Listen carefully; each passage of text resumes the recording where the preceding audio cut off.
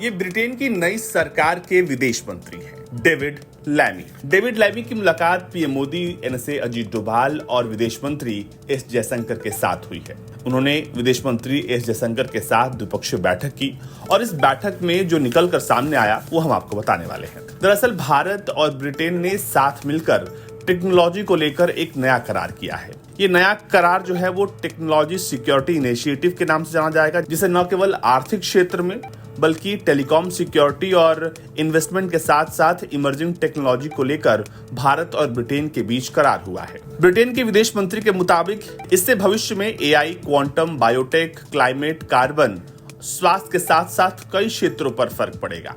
विदेश मंत्री एस जयशंकर और विदेश मंत्री लैमी की मुलाकात में जो द्विपक्षीय बैठक हुई उसमें प्रौद्योगिकी सुरक्षा अभियान शुरू करने का ऐलान किया गया। अब इस तरह का समझौता भारत ने अमेरिका के साथ भी किया है, जो अत्याधुनिक टेक्नोलॉजी के क्षेत्र में द्विपक्षीय सहयोग का दायरा बड़ा करता है। ये दोनों सरकारें निजी क्षेत्र, विश्वविद्यालयों, रिसर्च संस्थानों को एक साथ मिलकर संचार, critical mineral, semiconductor, biotech, AI जैसे नए क्षेत्रों में रणनीतिक सहयोग का मंच देगा। माना जा रहा है कि ये समझौता भारत में टेक्नोलॉजी की पढ़ाई करने वाले छात्रों को रोजगार के नए अवसर भी देगा। टेक्नोलॉजी क्षेत्र में सहयोग को दोनों ही देश काफी प्राथमिकता दे रहे हैं। बैठक में इस बात पर सहमति बनी है कि भारत और ब्रिटेन के विदेश मंत्रालय मिलकर ऐसी व्यवस्था करेंगे जिससे क्रिटिकल और इमर्जिंग टेक्नोलॉजी में आपसी कारोबार करना आसान हो जाए। इसके लिए लाइसेंस या फिर नियमन संबंधी बाधाओं को दूर किया जाए। विदेश मंत्रालय की तरफ से बताया गया कि दोनों विदेश मंत्रियों के बीच मुक्त व्यापार समझौते को लेकर भी बातचीत हुई और इस पर जल्द ही समझौता करने की सहमति बनी हुई है।